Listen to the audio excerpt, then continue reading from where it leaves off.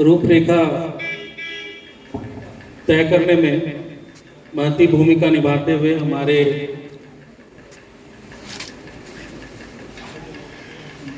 बीच Rudhauli circle की CEO madam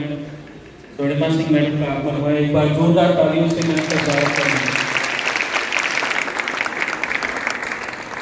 एक सौभाग्य है रुधौली की जनता के लिए भी और इस क्षेत्र के लिए भी कि आज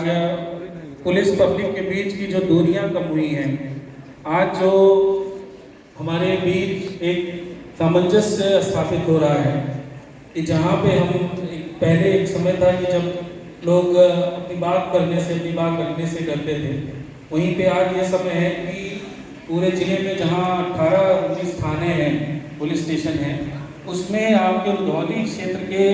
इस सर्किल के थाने पे लगभग हर दूसरे वीक में, हर दूसरे सप्ताह में किसी एक बड़े अधिकारी का आना, आप लोगों से सामंजस्य संवाद स्थापित करना, निश्चित ही कहीं ना कहीं ये जो लीडरशिप रोल में जो यहाँ के थाने के जो हमारे प्रभारी निरीक्षक हैं, ये उनकी मेहनत का परिणाम है। और सबसे बड़ी बात यह है कि जो भी यहाँ पे लोग उपस्थित हैं, वो किसी एक समुदाय को सिर्फ प्रतिनिधित्व नहीं करते हैं, वो भिन्न भिन्न समुदायों से आते हैं, भिन्न भिन्न लोगों को प्रतिनिधित्व करते हैं, जिसमें भिन्न भिन्न आयु वर्ग के लोग हैं, चाहे वो मीडिया से लोग हो, चाहे गांव से हो, चाहे शहर से हो, भिन्न भिन्न स्कूलों के बच्चे यहाँ पे हैं, उनके साथ उनके प्रतिनिधित्व करने वाले उनके टीचर्स, अध्यापकगण यहाँ पे हैं। तो जो उद्देश्य है कार्यक्रम का, जिसका आज जो ये कार्यक्रम रखा गया और पूरे प्रदेश में इसे मनाया जा रहा है कि किस तरह जो पुरानी जो आईपीसी की जो धारा थी, जिस तरह से लोग जाते थे 151, 107-16, जिसमें आपको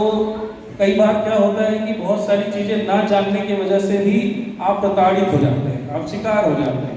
लेकिन जब आपको जागरूकता रहेगी, जब आपको चीज़ों की जानकारी रहेगी, तो आप प्रश्न पूछ सकते हैं, तब आप क्वेश्चन पूछ सकते हैं उसी पुलिस से, उसी महकमे से, उन्हीं लोगों से आप प्रश्न पूछ सकते हैं कि क्यों ऐसा। और उसके लिए जरूरी है आपकी जानकारी होना, और इस जानकारी के लिए आपको सतर्कता जरूरी है।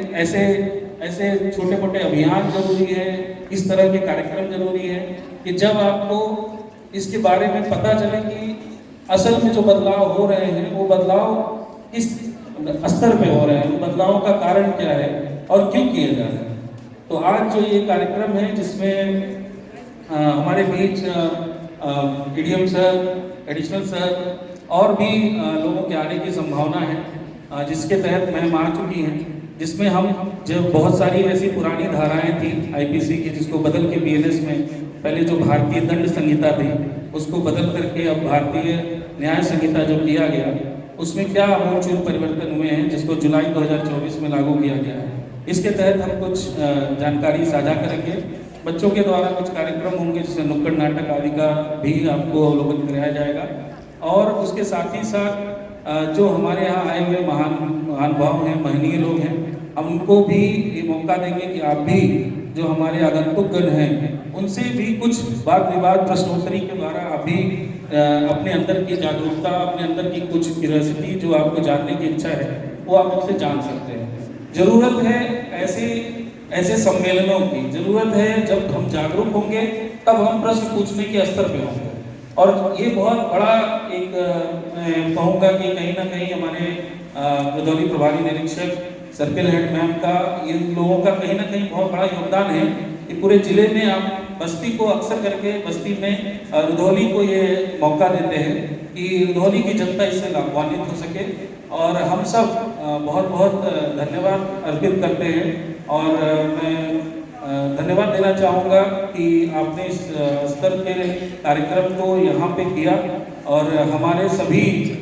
विद्यालयों के प्रबंधकगण, शिक्षकगण जो यहाँ पे आए हैं, उन्होंने अपने बच्चों को यहाँ पे ला करके भी एक अच्छा काम किया कि जिससे बच्चों को इसके स्तर की बीएनएस के बारे में कुछ जानकारी हो